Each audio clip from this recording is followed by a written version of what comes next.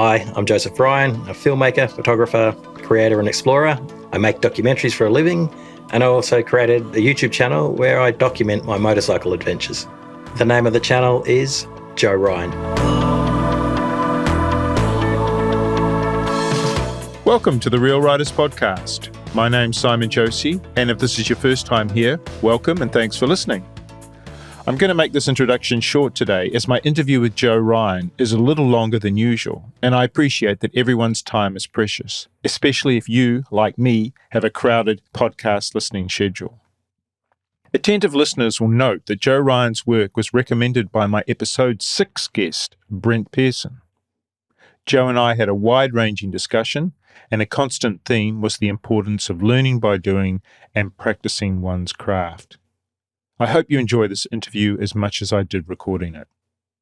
As always, if you have the time and inclination, please consider rating or liking the Real Riders Podcast in your favorite podcast app or on YouTube. This will help other listeners find the podcast. The podcast has accounts on multiple social media channels, but I generally only post to them whenever new episodes of the podcast are about to drop. Please feel free to repost, reskeet, and retweet to help get the word out there about the podcast. A list of the Real Riders socials can be found in the episode notes. Righto then, let's get to my talk with Joe.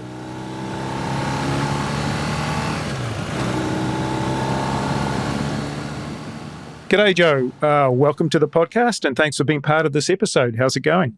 It's good. Thank you for having me on. It's my pleasure entirely.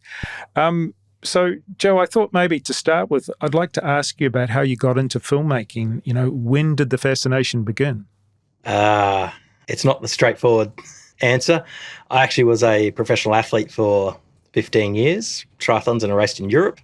I ended up getting sick. I was in Spain, cooked myself, long story, but we'll go to the point that the doctor said I needed 12 months to 18 months off. So I came back to Australia going, what am I going to do now? And I can't exactly remember how it happened, but within about 3 or 4 weeks, I was in Indonesia filming a surf film. It's a surfing film. An old guy who's basically the guy who created the shortboard. It was just part of his company. I knew him well. His son shaped my boards, and I'd been in Indonesia a lot. So I grew up in the Northern Territory. It was a 2-hour flight over there. So as kids, we'd go there rather than anywhere else in Australia. So, so I ended up just making a surf film. So that's more just wave, like skiing or snowboarding, wave after wave, no real story. But yeah, got to go surfing and filming. So had you done any formal training in filmmaking? None at all. Just, it was more that I knew where to go. And so how have you picked this up? It's a fairly technical occupation. How did you pick it up? Lots of trial and error. Just research into it and try stuff. Stuff doesn't work, try it again. There's that thing, there's no failure. It's just another step closer to understanding how something works. So that's basically how it happened.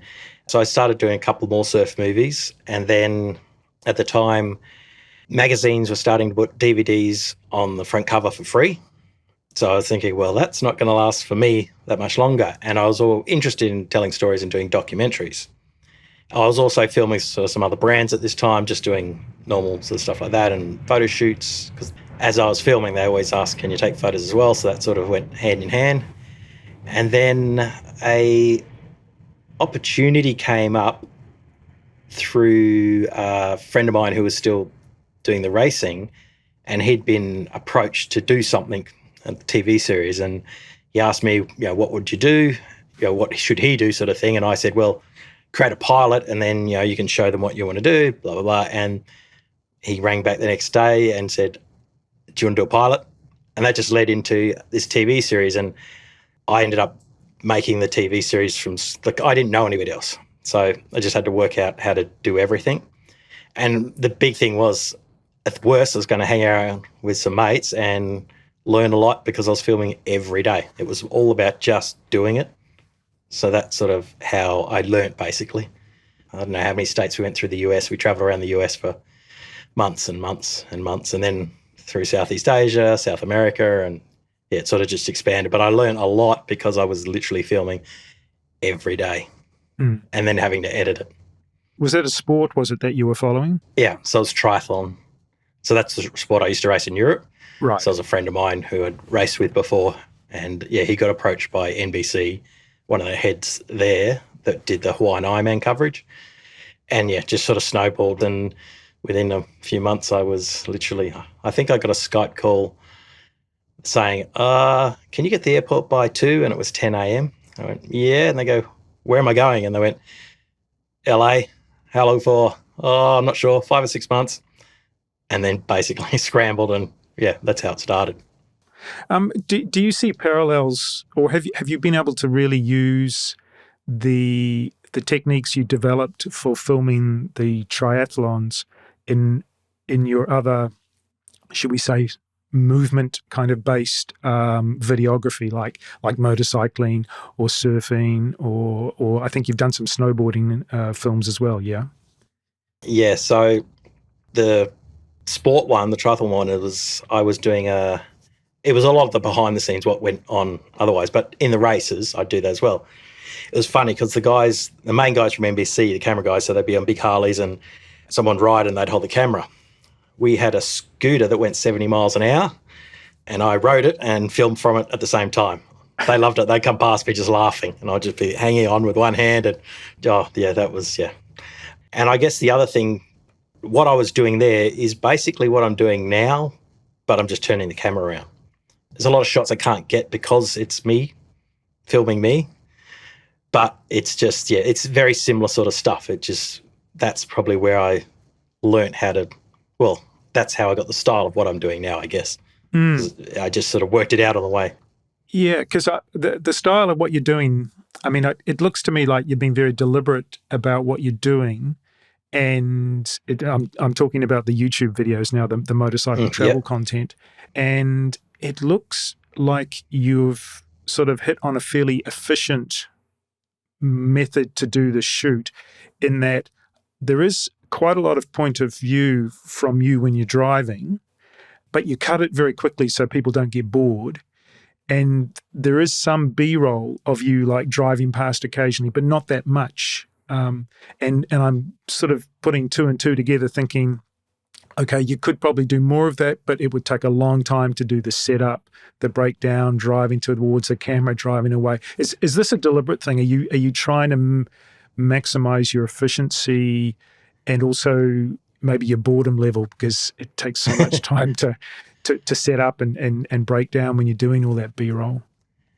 Yeah, so I guess the main point was, and going around Australia was just a little test run. It was doing it for myself. Like I traveled so much around the world. I mean, I went for decades, non-sort of stop, going from project to project, or when I was racing. So, but you just forget so much. So the reason was just to film it so I'd actually remember it. And so the Australian one's more just a test, just to do it for myself. And the big thing about Australia, it is so big to stop and film when you have to do 1,000 Ks in a day or even 500.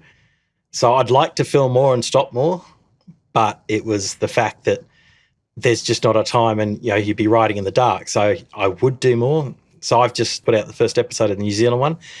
There should be a little more in that, but again, it is that time of I'd like to do more. Just get off the bike. And in Australia as well, if you stop, you got all your riding gear on, you stop, you start to sweat. And then by the time you're trying to set up and you're just wanting to get your jacket off and all that, but you got to get back on. And so it's more a comfort thing than a...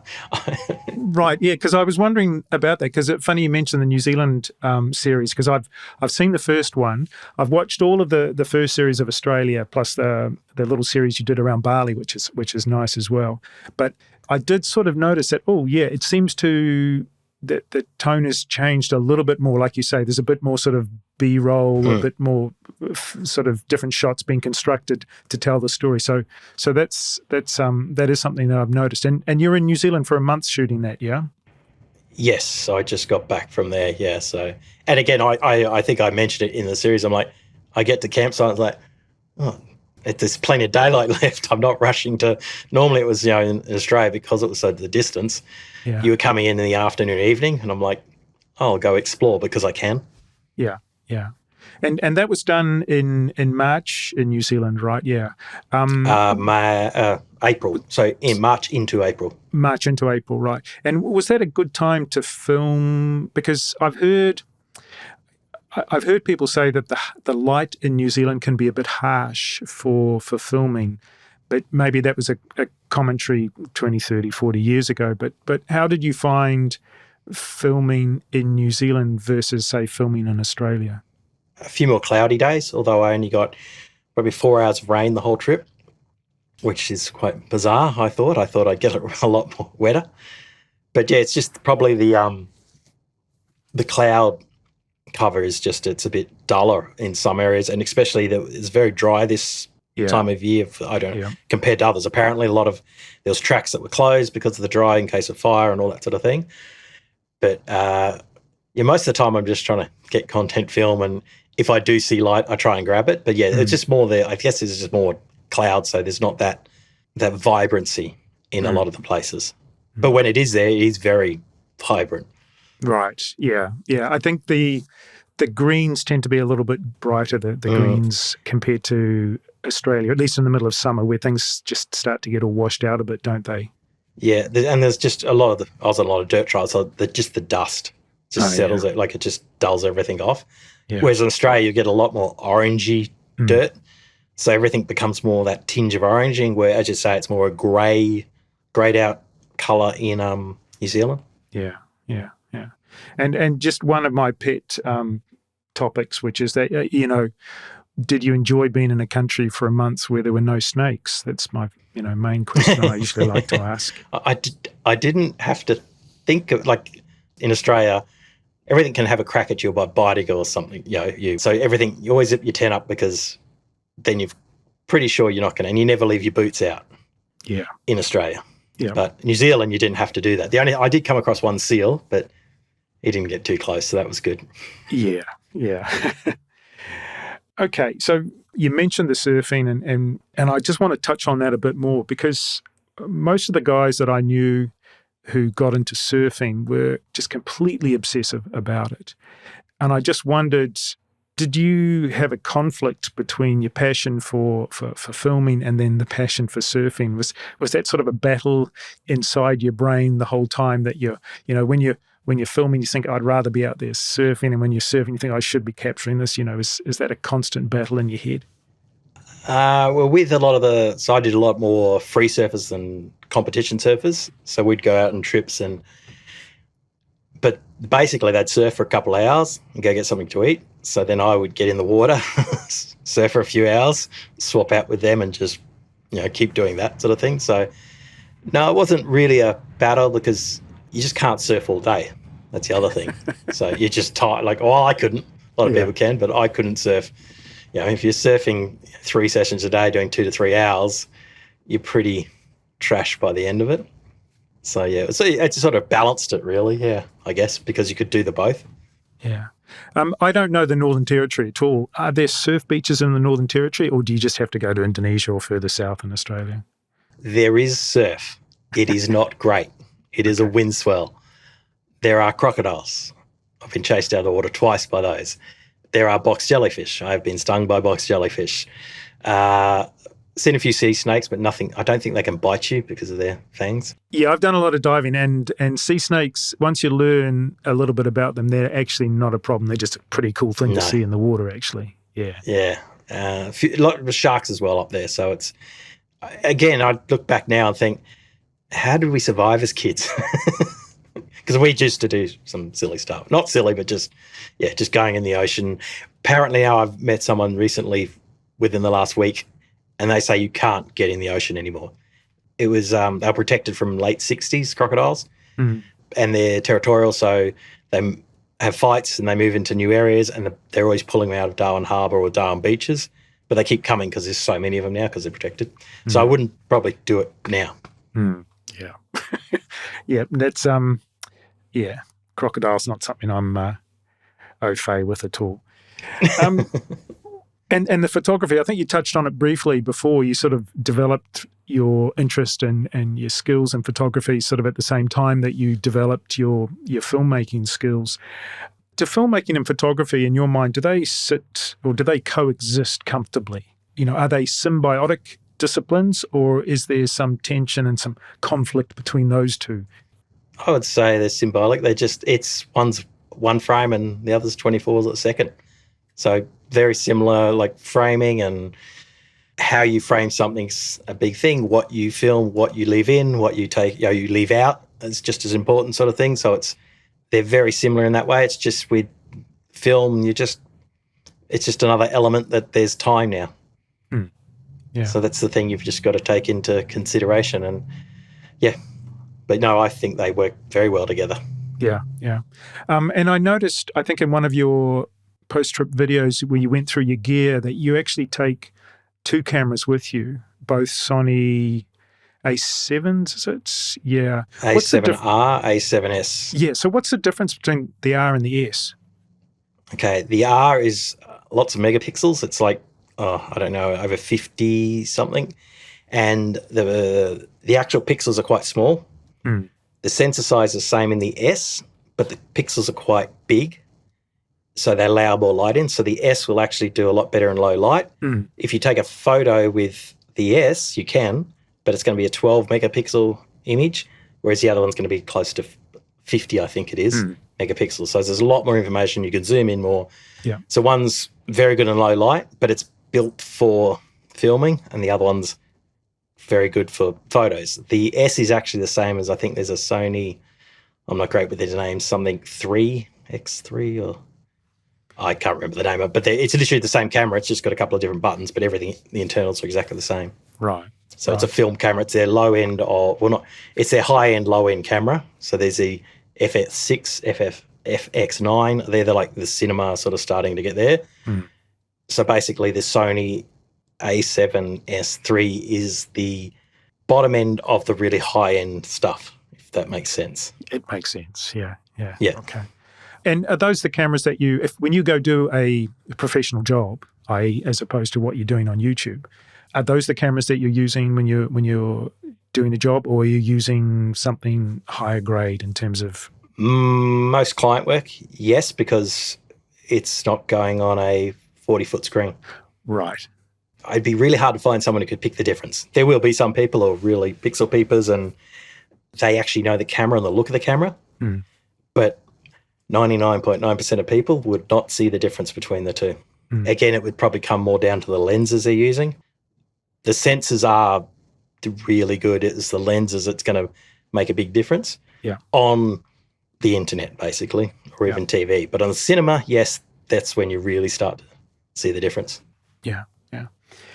Now, supposedly this podcast is about the convergence of filmmaking and motorcycling, so I'll get into all sorts of trouble if I don't ask you some questions about motorcycling and when you got into motorcycling. So, when did that come into the picture? Well, being in the Northern Territory, we rode them as kids. I didn't have one, but my friends did. And then I was in Canada in Squamish and got asked to do some photos with a certain brand, and a friend of mine, and they basically said, here, we've got to get there, jump on a 250, two-stroke, go up into the mountains, which was above my skill level at the time.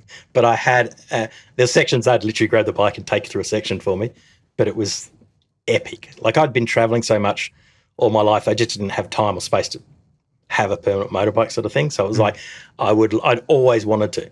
I'd always wanted to ride through Europe on an old Norton, even when I was like 19, 20. That would have been an epic thing, but it just circumstances that sort of, I was focused on other things. So I rode these bikes, and my mate had a couple, and I got to borrow these enduro, a dirt bike, enduro bike. And we just, spent a lot of time in the mountains just having a ball. And then eventually when I got back, I went, stuff it, I'm buying my own. I bought a second-hand one. But the main thing was, again, I'd always thought about travelling by motorbike. If I'd got a enduro bike or dirt bike, it was to get the skill set up, because I knew I'd probably go alone, and I'd want to have enough skills that I could do enough that not get myself hurt or into trouble. So the way I actually ride on these, I don't push it at all. My skill level is a lot higher, but I won't push it because I'm on my own and it's just not worth the risk. Yeah, if I'll go out with friends with my dirt bike, and yes, we'll push it and drop bikes and throw them around and all that, but out on the road, and I have a camera bag on my back with a lot of gear in it. So I'm really slow and cautious. And it was probably one of the reasons I are filming like this as well, is if you're skilled and say you're riding a KTM where the brand, it's ready to race. So people who love KTMs, I have one, you'd be pushing it all the time because that's what you expect. That's part of the brand. You're going hard. You're climbing up really steep mountains. You're really, all that. That's why I didn't go down that route. Because, again, I don't have the skill set of guys who've ridden for 30 years. And I like travelling anyway, but travelling by bike's a lot of fun, and I could film and take photos and camp and just explore places, just putter around. And so, that was sort of one of the reasons going that way rather than going to something sort of more extreme like some others. I mean, it's awesome, but I just don't have the skills to be able to do that by myself and push it and do it justice. Okay. What's in the garage at the moment? You mentioned the KTM. Have you still got I say Himalayan. Do you say Himalayan? I don't know. I don't know how we're supposed to say it these days. Yeah. Have you got those two bikes? Just those? Yeah, just the 250 EXE-F. God, what else? There's something else on it. And it's the 6-day or something. Yeah. Right. It works. It's a lot of fun. And the Himalayan is obviously what you've used to travel around Australia, and you borrowed one in New Zealand for the New Zealand trip. Was that a bike that you'd done a lot of research on before you got it, or did it just quickly tick all the boxes and yep, that's the one for me for this trip? Well, I didn't have a lot of money. I bought mine secondhand. It only done a couple of 1,000 kilometres, and it was under 6,000, and it had everything on it, all the extras. And I just wanted something I could drop and I could pick up. It had to be light enough to do that. And I was sure I was going to drop it, so it had to be able to take a punishment. Not too technical, so I couldn't, if I broke things. And again, I wasn't out there to race and go as fast as possible I wasn't getting somewhere. It was the actual journey and exploring and stopping and going down the random track. That's what I enjoyed. So to have really good, high-powered, fast thing wasn't the point of what I was. That's great, but that just wasn't what I was doing on, for those trips. So this thing, just sort of fit perfectly into what I was doing. And how do you find traveling with a backpack on? Because that camera gear, particularly I think you were traveling with a 70 to 210 lens, if I remember, something like that, which is heavy, and the bodies and the batteries and everything. I mean, it's heavy. No, the marvelous thing about the Himalayan is that pinion seat. It sits on that. Oh, okay. So the straps are literally just to keep it upright, and I don't feel any weight on it at all. Oh, okay. So if I stand up, yes, but besides that, and that bag and the previous ones before it has been on my back for, probably 20 years. Right. If I'm filming and I'm traveling, I don't leave it anywhere. It's got to come with me unless it's locked in a room. So I've been used to carrying a backpack like that with a lot of stuff in it for a long time. Yeah. Yeah. Okay. Well, now I don't feel so bad about your back, because I was thinking, go all day on the back. Well, yeah. Okay. Cool. And the solo travel, I don't know if there's alternatives, but maybe there aren't. Maybe there are. I talk to, or at least a lot of the people I talk to, typically choose to do this kind of filmmaking and travel by themselves. Often because they say that, well, my mates won't tolerate the stopping and all the, the filming that I have to do. But, if we go back to when you were first conceiving of the first trip you did around Australia, what were you thinking about when you decided, I'm definitely going to do this just by myself? Well, I didn't know anyone else had a bike. That's one thing. Yeah. And I didn't know anybody who'd have even time off to do it. Most people have normal jobs. I've travelled around the world by myself. Like I couldn't even remember. We're trying to work it out. Actually being in a plane with someone. hadn't happened for hundreds and hundreds and hundreds of flights. Mm. I'd be going to film a project and I got a lot of jobs where normally you'd have a sound guy, a producer, and a cameraman, and maybe the photographer. And I was just like, oh, you go, you can do them all. It's easy. And like outer islands, Indonesia and things like that, or going to China or all these different places where just some places just a lot easier having one person. So again, it was just quite natural for me. Yeah.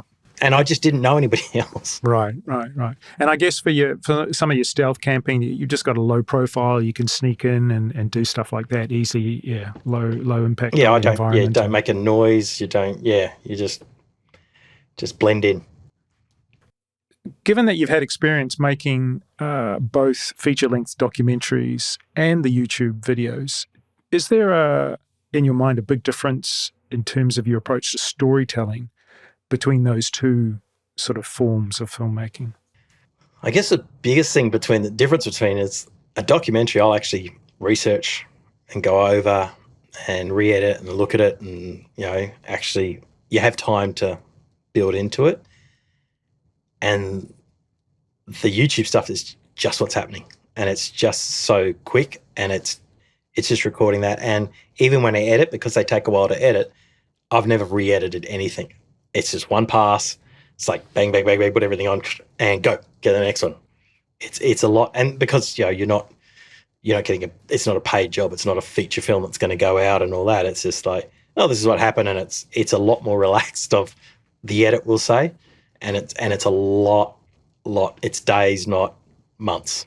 Yeah. So there's the effort into that is, but the storytelling, it's again, if someone said, oh, you could, would you ever have an editor? And I'm like, but it's in my head, like what happens in my head. And the voiceovers are, when I do them, they're on something particular that happened at that time. So for me to have an editor, I would then have to articulate all that and remember that at the time. When I see some of the images, I go, oh, that's what I was thinking, or that's what was happening at the time. So I'm not sure I could ever have an editor because it'd take just as long to tell them what happened as it would just to do it myself, sort of thing. So I that's another thing there that's, I don't know if you could I could do it with someone else because of that. To me, that makes complete sense for a 20-minute YouTube video. But, over the weekend, I watched your documentary Fish, which details the origin and the impact of the fish surfboard design. When you're doing a project like that, actually, it's funny that you talk about the research because I thought, wow, there's so much work that's gone into this. I mean, getting hold of all that archive footage that you incorporated into the film.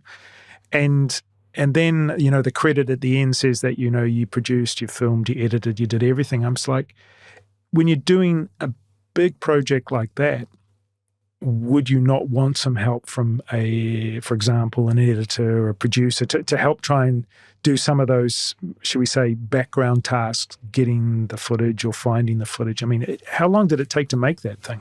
Well, it would be great taking help, but I just didn't know anybody. Basically, just didn't know anybody who did it. So that took about 3 years. The biggest thing was the main character in that, and a lot of them are very recluse. They didn't want to be famous. As you can see in the story, they just were doing their thing. And just, I think to get to the main guy, Steve Liss, I went through 4 people and they literally were sussing me out to see if I was doing it for the right reasons. And, and I became friends with them and all that. And the story ended up getting finished because of them. It was a story worth telling that nobody, even a lot of people in surfing, had no idea of the origins of that and how it influenced. They had bits and pieces, but there was no. So, but the process of just creating something and building something, if you can do it all yourself, I don't know, there's something about that I just like getting all those bits and pieces and everything from doing the animations to research to contacting people. And I'm not great with people. Well, my main thing was when getting the interviews, it was literally I got to one guy and I asked, and at the end I was like, oh, great, do you know anybody else and they go, oh, you should talk to this person. And would you be able to just see if they're interested so that they don't feel pressured to some random person ring them up about an interview? And they go, yeah, sure, you should. Well, they'd tell me, oh, I'll contact this person for you. And it just was one person after the other because, again, there was no history of this story. And that's why it took a while. It's more about getting the hold of the people. And again, there was no budget. And at the time I had a girlfriend in California, and one of the guy who first stands up on that board, he somehow gets word back to me, he can do an interview. He's in Sacramento, where I was in San Diego. It's 8 hours away tomorrow. Couldn't fly. So at 7 a.m, went down. My girlfriend hired a car for $25. I drove the 8 hours to Sacramento, got there, did the interview. An hour later, drove back, got back at 3 a.m. She took the car back in. It cost me $25 plus the gas. So that's budget. and that's what's happening on these things too. Like someone asked, I didn't know it was a thing, but someone asked, how much was it to get around Australia? And it cost me $2,300 with fuel, food, and any accommodation. So I wouldn't ever want money be an excuse not to at least have a crack at something. So, yeah. Sorry, I went off on tangent there, but No, that's really interesting actually, because what you say about talking to one person and that sort of opening doors to talking to other people, I'm actually experiencing that a little bit with the podcast already. I mean, this podcast has not been going long, but already people are making connections and helping make connections to potential guests. They're making recommendations, or they're actually helping me make a connection to someone specific, and it's really cool. I think if you go at a project with an honesty and a genuine interest in what you're doing, I think it really helps. Yeah, and it's something everybody that group of people are into, and it's great sharing stories and experiences, and it teaches other people. You learn stuff from everybody else, and it's all just about enjoyment. Enjoying something you do. So sharing it. It's that thing. Once you've done something, not mastered it, but done something well. If you can help someone else, it's that thing. Giving's better than receiving. When you work that out, life becomes great. Yeah. That sort of leads into something actually that I was thinking about while I was watching the fish documentary. And by the way, everyone, I'll put the link in the show notes to the Red Bull page where you can watch the whole documentary, which is great. Yeah, the thing that occurred to me was, do you think that you need to be a subject matter expert to make a documentary about a particular subject, or is it actually better for the storytelling if you're not an expert as you go into a project and actually through the process of discovery about the story, you actually sort of make a better documentary? There's probably good and bad bits, like not good and bonuses of that, both ends, because just actually knowing either that the culture of something as well and how things work, it gives you an understanding beforehand. I've had a situation in another documentary that would have been unbelievable. It was through Indonesia, just discovery of waves and all that, and there was drug running, there was people dying, but the person involved in it didn't have that experience of how to deal with crusty old surfers and things like this, and it became an issue. So that was one example where it probably wasn't. But the naivety can just be, you're asking the questions that people might have in their minds already set. They don't even think to ask questions. So again, I guess it's a balance. I've got a lot of works. Again, I've done a lot of photo shoots and filming in a lot of Olympic sports. So coming into Olympics in Tokyo and things like that and the times before, again, having an understanding of sport and how athletes deal and how to approach athletes and knowing training schedules and what's involved in everything, there's just some knowledge that helps with things like that. So again, it's a bit of both good and bad. One, if you do know everything, you're going to miss stuff because you've got preconceptions. And if you don't, you're asking these interesting questions, but there's going to be stuff where it just doesn't work because you just don't know enough. So I don't know if there's a right or wrong answer with it. It's just but it shouldn't let you stop. If you find an interesting story, it's about just digging down that hole and getting all the way in. Yeah. So you've got I think as we record this today, over 60 videos on YouTube. I think I saw 66, and the vast majority of those are now the motorcycle travel videos. And the first one of those popped up in October 2022. So you've actually been sort of piling them on, actually, like, you know, with all these videos. And I mean, how many do you expect to get out of the New Zealand trip? I think it was around 18. Wow. Okay. It's about 18 out of the 26 days. And do you do all the post-production after, or do you edit on the road as well? The Australian one I was editing on the road, but it just becomes hard, and then it stops you for days. Because mine, I think the fastest I've edited an episode is 3 days, but it can take to 7. So that's why New Zealand, because I was traveling and only has a period of time, it was just get there, film everything, download everything, and then get back and then just start editing. One of the things that's obviously a big feature of the motorcycle travel videos is you talking directly to camera. Is that something that you were immediately comfortable doing? I seem to recall you once saying that you felt it was something you had to do, rather than maybe something that you wanted to do. Yeah, I never wanted... You never wanted to do it? I never wanted to be in front of a camera. No, had no interest. It wasn't like I didn't want to do it. I just had no interest in being in front of a camera, but there was no one else to film. So I just stuck. And apparently you get better at it. Hopefully I have. And that was, I guess, another thing while you're on the road for a month or two at a time, and that's the only thing that's with you. It's like Wilson from Castaway. You're just chatting away.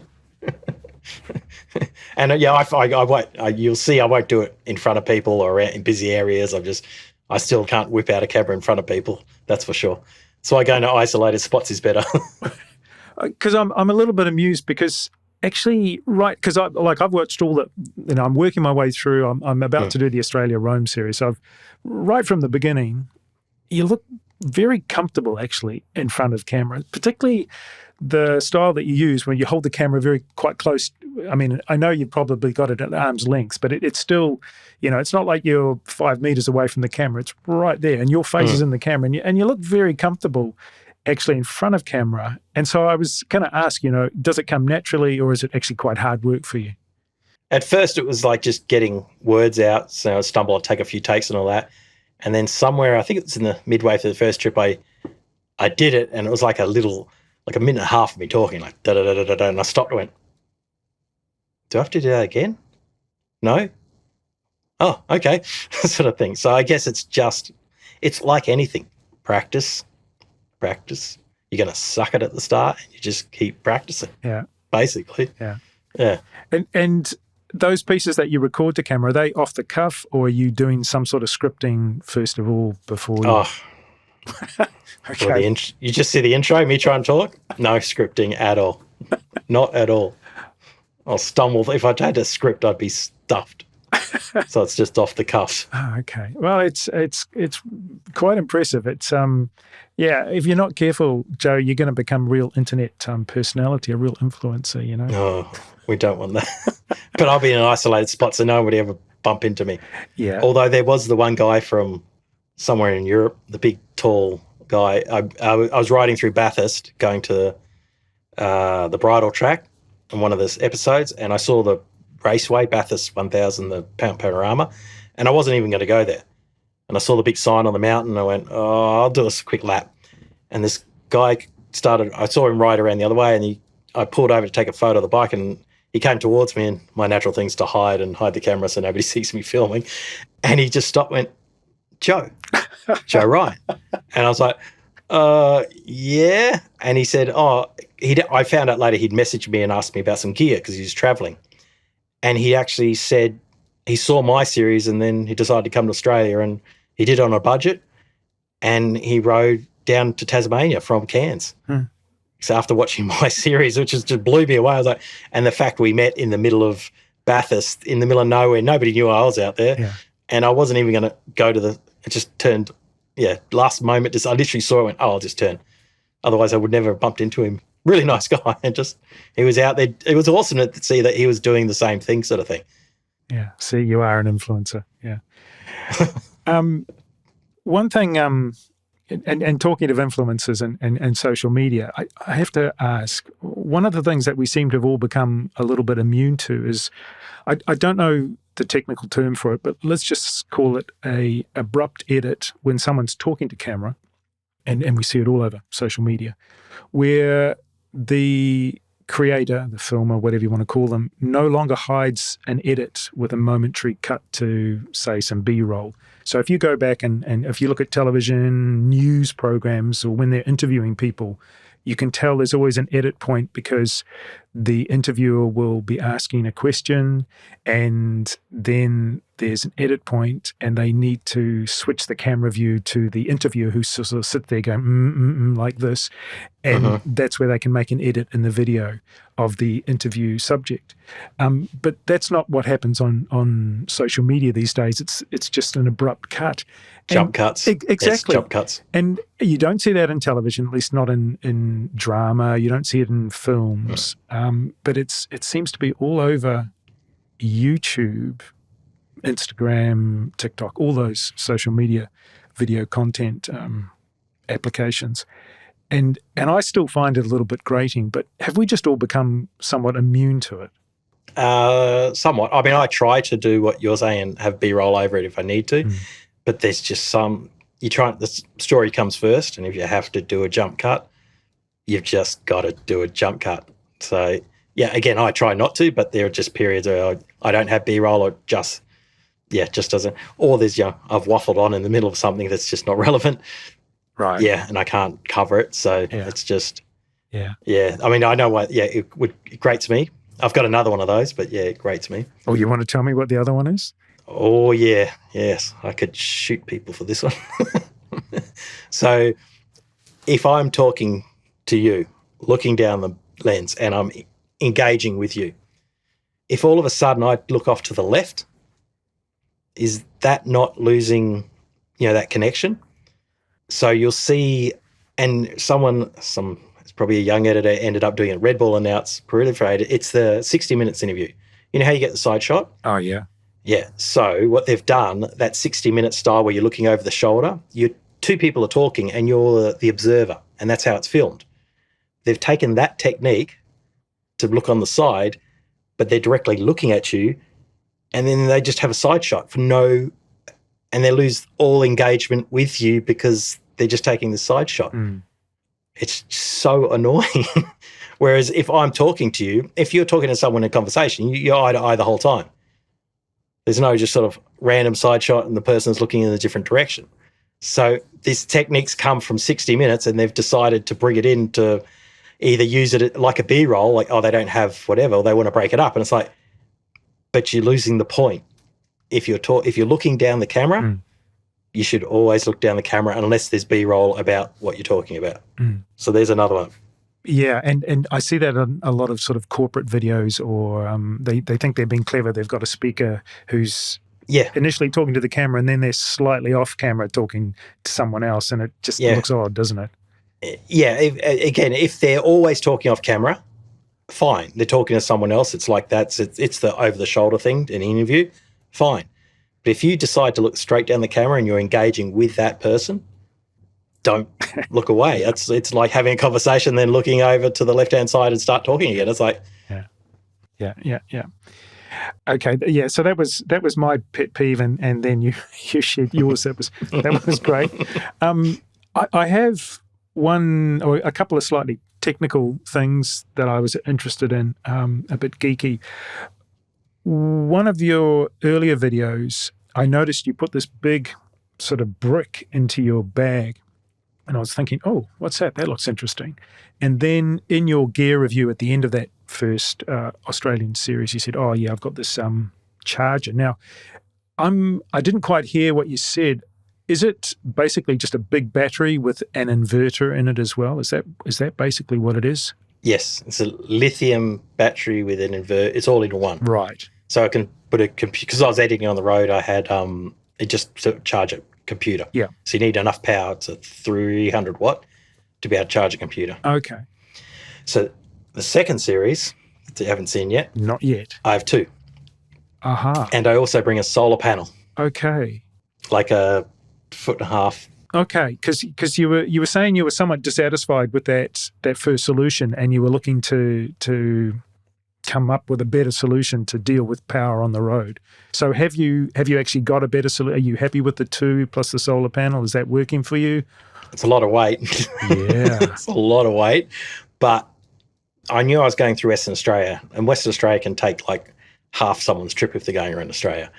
And there's a lot of areas that was just no power. Where I wanted to go, there was no power. Like you could ride for, I think I went from Karajini into Broome in a day. It was a bit over 1,000 kilometres, and there was one stop at Port Hedland, and I did stop there. So, but if you're going out to, Karajini is a national park, there is no power. You stay there a couple of days, and I've got to keep things charged. I just kept topping it up with the solar panel and the 2 batteries. So I had no power issues on that one. The other one I had to stop a couple of times. So in New Zealand, I have to stop, I think, 3 times at places just to recharge, because I don't have any. You can't take a 300-watt battery on a plane. Right, yeah. So I just planned it. I was going to have to film 4 to 5 days or whatever, and then find somewhere, stay overnight, charge everything up, and then go again. Right.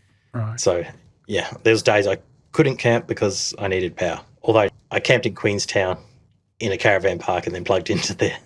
Oh, right. So I still camp, but I plugged in to get, but I needed to stay there to get the power. Right. Does the bike not offer a solution for charging as you drive? It will for little cameras, so your Osmo Actions and a couple other batteries, but it takes a lot longer, and it won't charge a computer. Right. It's just not powerful enough. Yep. And it won't charge drone batteries. Right. Again, they take too much power. They need to be plugged into 240 volt here or 120 in the US. So that's, they're just limitations on it. Right.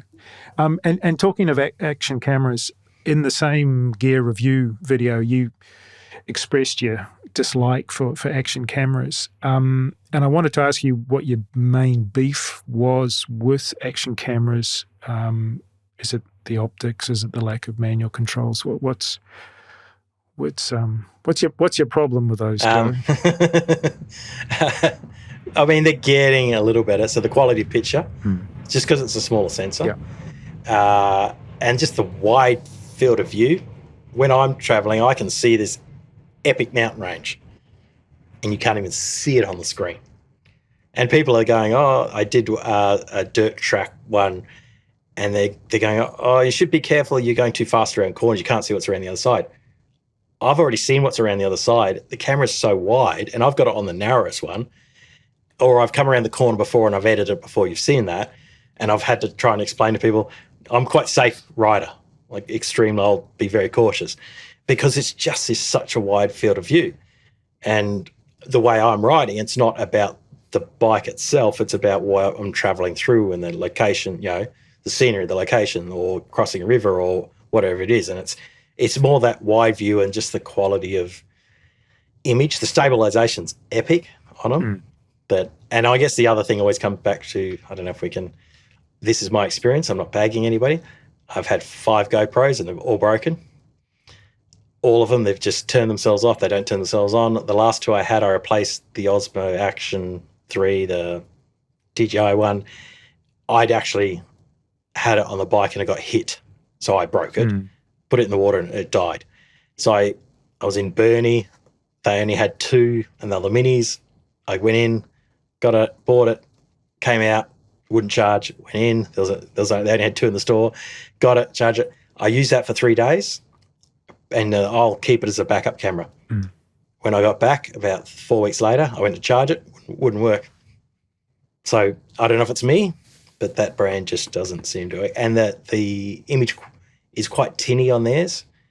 And action cameras, they're great in really good light, right direction, action close up, so motorbiking, mountain bike, like right in your face sort of stuff.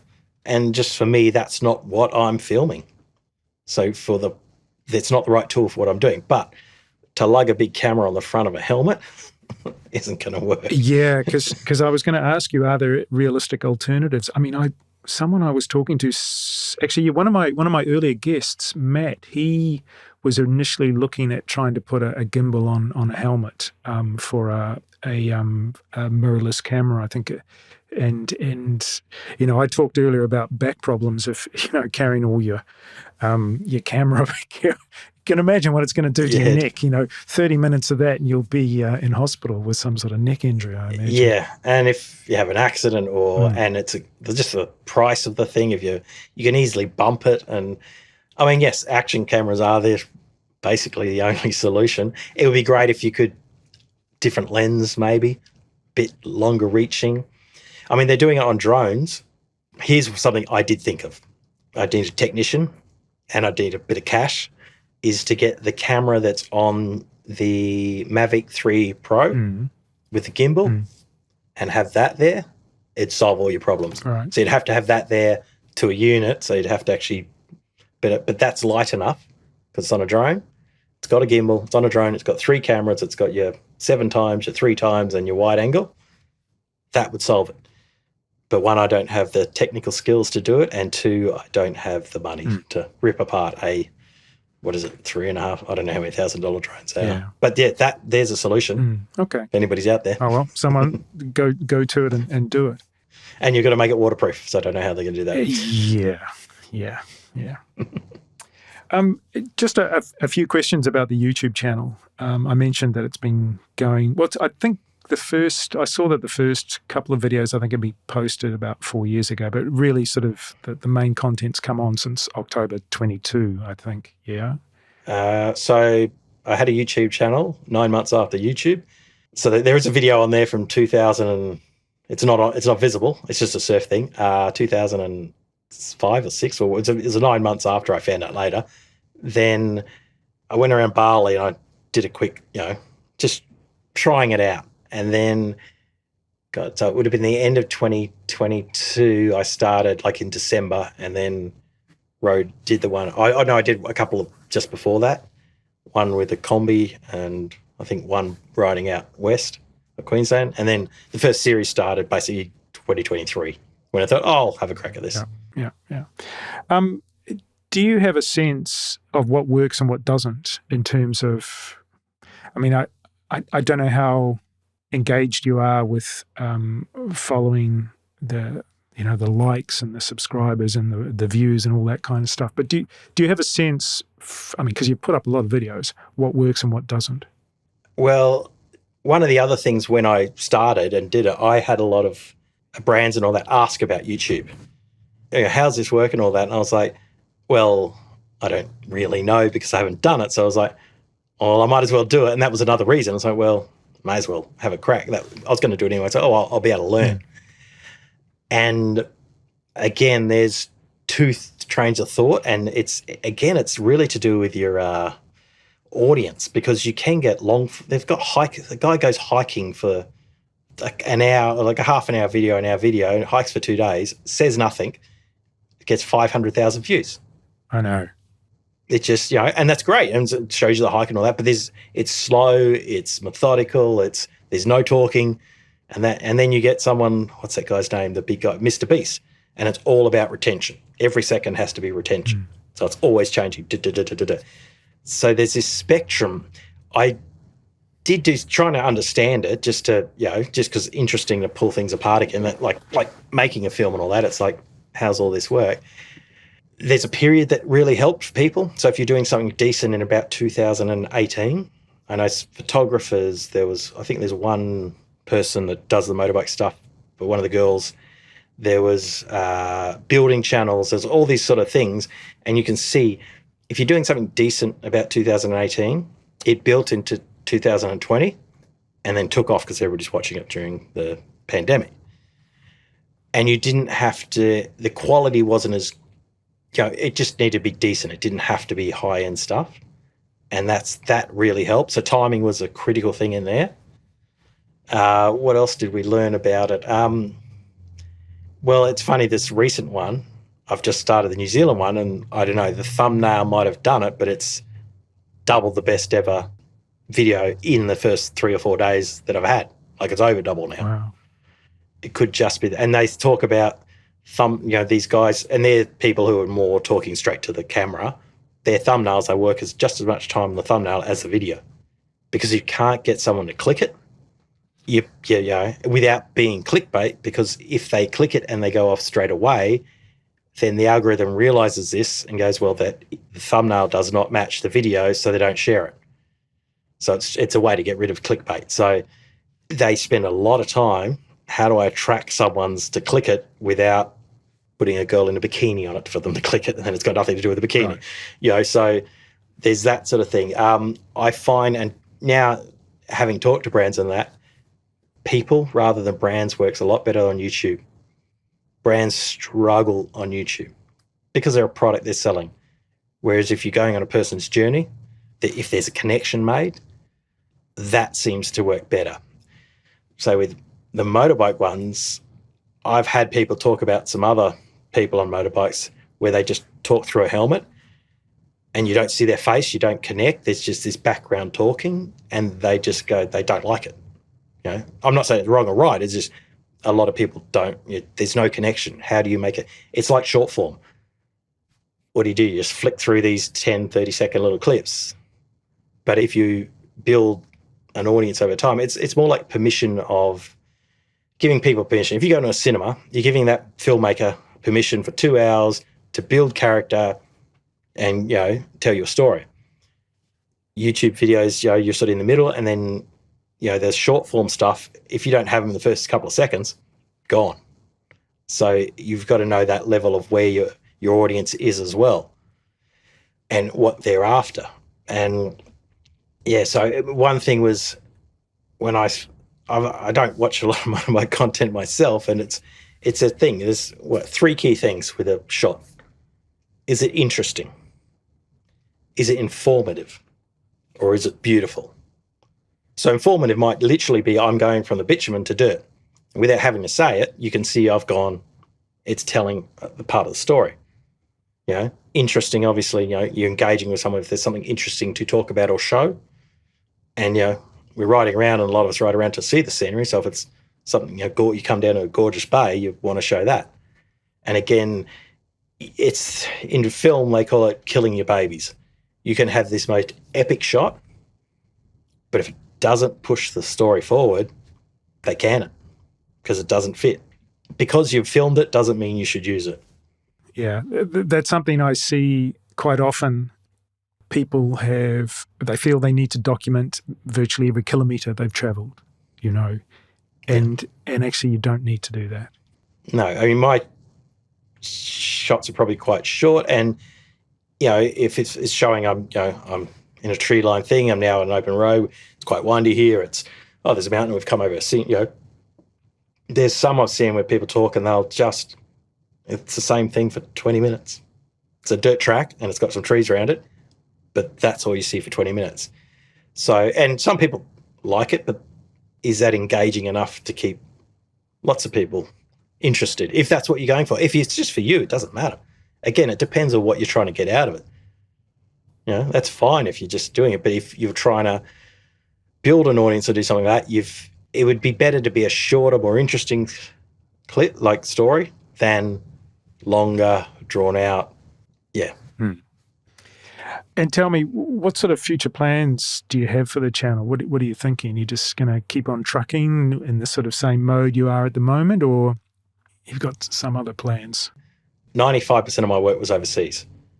So when the pandemic happened, I was not doing it. I ended up buying a 130-year-old house in Tasmania and restoring it. I missed COVID because I was building the whole time. So I did that, and then when stuff started coming back and over here, luckily it was, there's some Olympic stuff around and all that, the sports stuff, but there wasn't a lot. And I thought, well, I've got time. What would I do if I could do anything? And it was explore, travel, film and take photos. And that was literally it. Okay, bought a bike and headed off. There was no plan. There was just, okay, we'll just go this direction. And I just kept wandering around and making it up as I literally wouldn't know where I was going to sleep in the afternoon. And then I'd be like, okay, I've got to find somewhere. So there's some countries I'd love to go explore. The bucket list one was always Kyrgyzstan. So one of the stands on the I guess, the east side of it all. Further back in time, there's an old silk trail that goes through there. I'd do it on a mountain bike, a motorbike, whatever. I just want to get there and do it. So if I could get there somehow, I don't know. And it'd just be good to do a few more countries and get a bike and just go exploring, really. And I find it's funny being in Australia, just unless you're in the outback, talking to more people. I mean, did you see the barley Yeah, one? the 3 barleys. I actually talked to a lot more people. Right, yeah.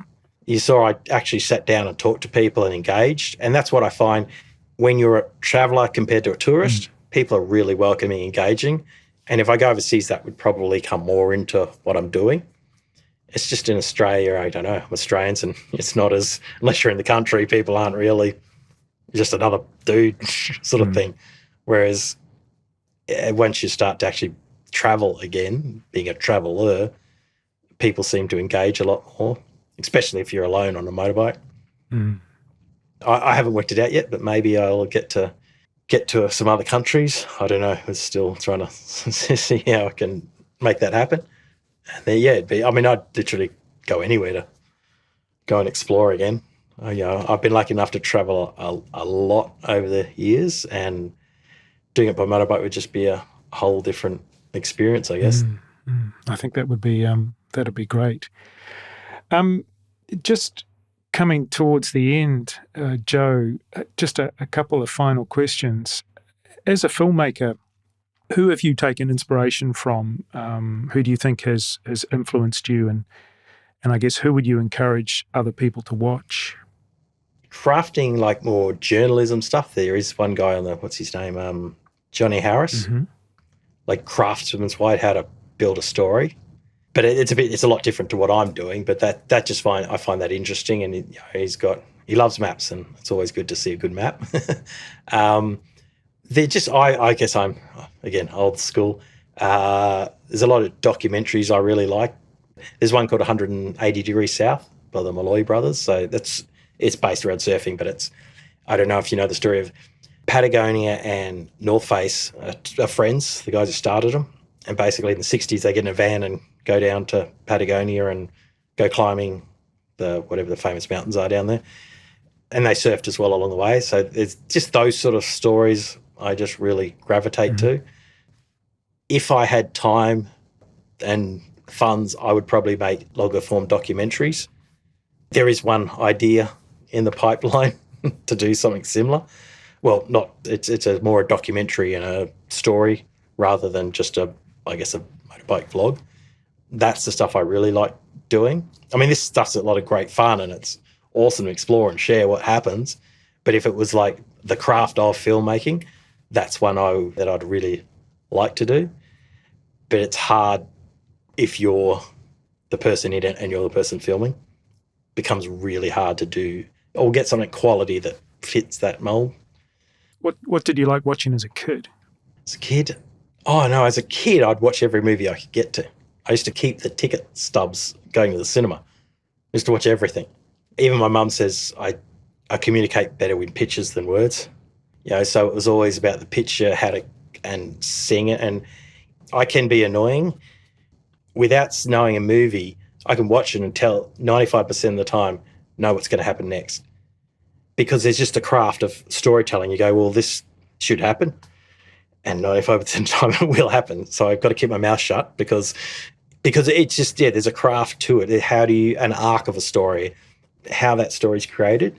It's there's sort of conventions, aren't there? Or even to get a good story, there's no new story. Sadly, it seems to be the case, yeah. Billions have been told. There are occasionally, and and that's when you're like, you notice it, you go, wow, that was interesting or good or whatever. But yeah, we're all human. We are very similar. Similar things to happen to everybody. So it's just, I do love watching a good movie. It's just, compared to a kid now, it's that thing of going, I just seem to be able to pick it a lot more often just because of knowing the craft. It's like, oh, damn it. It doesn't spoil it that much. It's just, you can see it happening. Yeah, because I was going to ask, Does that spoil it for you because you're no longer sort of surprised or delighted because I know what's going to happen next, Just has that magic gone? Yeah, I've noticed this a few times. It's not that I know it, it's just in my mind it sort of comes out and goes, if it was me, that would lead into this. And then it happens sort of thing. So I guess, and it's like anything, if you do something a lot, you get to understand it a lot sort of thing. And it's just, again, that repetition of, and as a filmmaker and as a kid, I wasn't the loud kid in the middle yelling and getting everybody's attention. I was the one observing, standing back and watching people and reading people of, their character and, if they're an extrovert, an introvert, or if why they were doing what they were doing sort of thing. And I guess because I did that as an early age, storytelling became a little easier. Not that I'm an expert or anything, but it just, you progress as, there's so much to learn and, yeah. Yeah, this topic of storytelling is one that I'm becoming really, really interested in. And I think virtually everyone I talk to says that's the area that they want to develop into, is to improve their storytelling craft.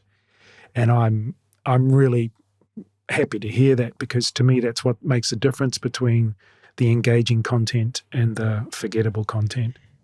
Yeah, and I literally, as I'm writing, there'll be shots I'll pick up because I know to get from here, what position I am now, if I'm on a bike or something, to, a camp or whatever, it's filling in the bits I need to actually tell that story. So while I write, actually, things will come. It's not like, I've got to think what's next. It's just like, I should stop and talk about this, or I have to link this to the next bit, but it's coming naturally to me now. It's not something I have to think about, but I know I do it. I think about, okay, we've done that. How are we going to get from where we are now to there? As in the story, not writing, but I may have stopped and, well, how does this link from that last bit?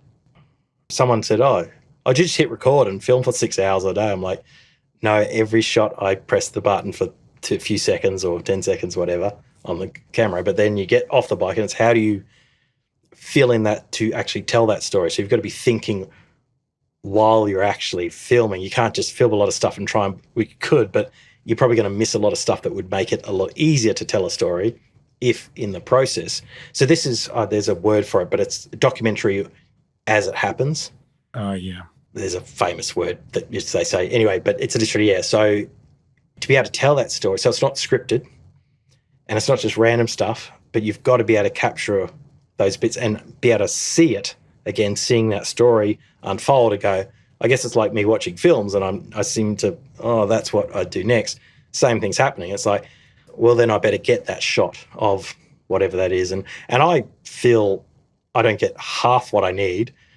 If I was doing it as a feature documentary, there would just be so much more thought into it and processing it and doing that. But because you're on a bike, you're tired, you're by yourself, all these things going on, you just, If it progresses, say, like an athlete from the 100 meters back in, 1800s to now, the stories we would tell as people riding around a motorbike are going to be so much better in 100 years because it's just developing that craft, and every new person steps up that level a little bit more or finds a new way to do it or create, how to tell those stories a bit better and what to think about. And if you study them, you can progress a little bit further, and then someone coming after you will see what you've done and progress that a little bit further. So the stories will get better. I mean, if you watch old TV shows and all that, and even then you go back and look at a movie you saw as a kid and it was epic and all that, you look at it now and you're like, hang on, that looks a bit fake and cringy and they're not that great of actors compared to today. And that again will happen again. So, and same thing with this motorbike travel-y or all travel sort of stuff. There is one guy out there, I can't really, he's a cinematographer. He travels with his family. He doesn't put a lot out. He spends time. Everything is beautifully shot. I don't know how he does it because it is gorgeous. And there's a story in there as well. It's maybe 6 months between them or something, but they're that good. So that's the thing. You can either turn them over really fast and you just don't have the time to make them as quality as you'd love, or you can spend a lot of time crafting something. But again, it's now from where I started with surf films where it was DVDs to now going on to, Netflix and now YouTube. It's just the platforms change. So the whole dynamic of what you're creating and how you create it changes. One of the things that clicked with the YouTube thing was, I can't remember his name. He's Mark somebody. He's an engineer, worked at NASA, Apple. He's still, maybe he's 40. And he got onto the late night TV show Jimmy Kimmel. And he does these engineering. He has these boxes that kids get monthly subscription to. And it's engineering principles. And he makes these epic things out of it.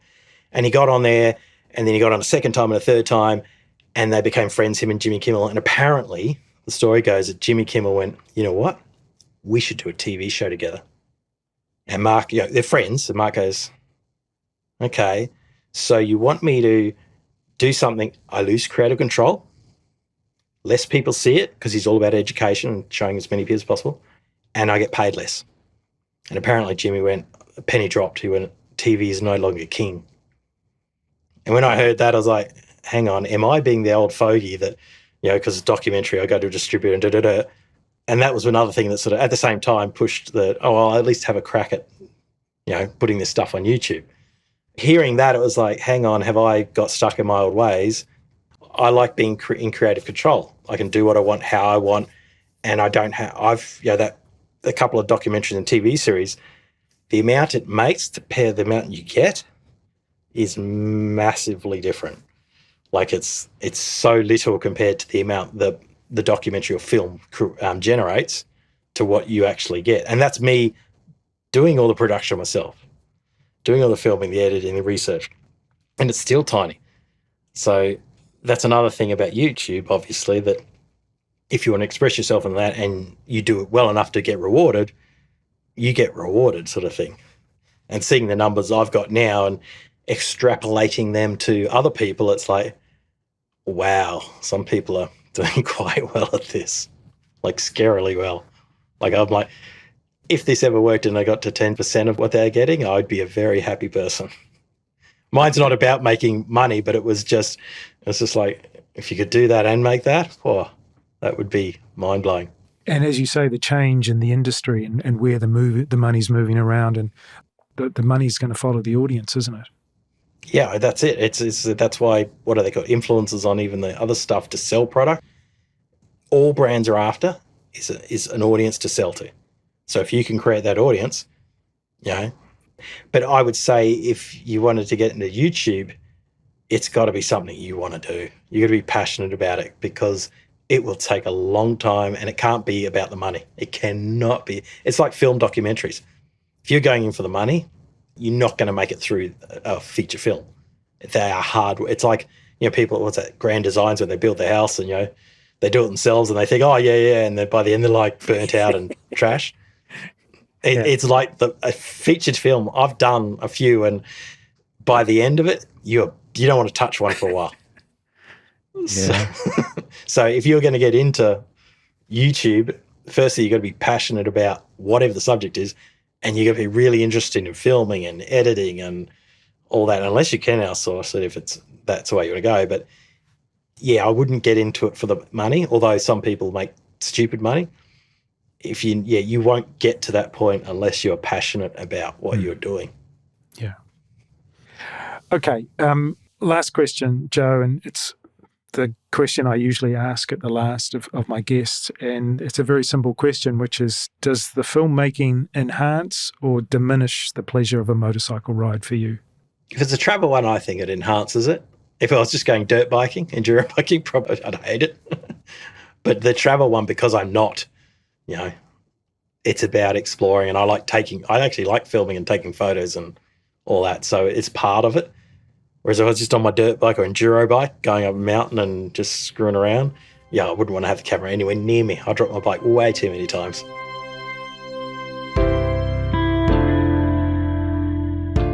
Thanks so much for being my guest today, Joe. Other than your YouTube channel, is there anywhere else people can find your work online?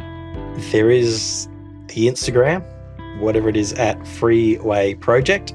And people kept hassling me about prints and photos and all that. So I did create a website, and I've only got a few up. That's joeryan.store. Right. Super. I'll try and build that up over time and put stuff on it. Great. Well, look, I look forward to watching more of your films, particularly the New Zealand series. Obviously, quite invested in that. Please ride safe, keep warm, and please keep making films. Thank you. Thanks, Joe. See you.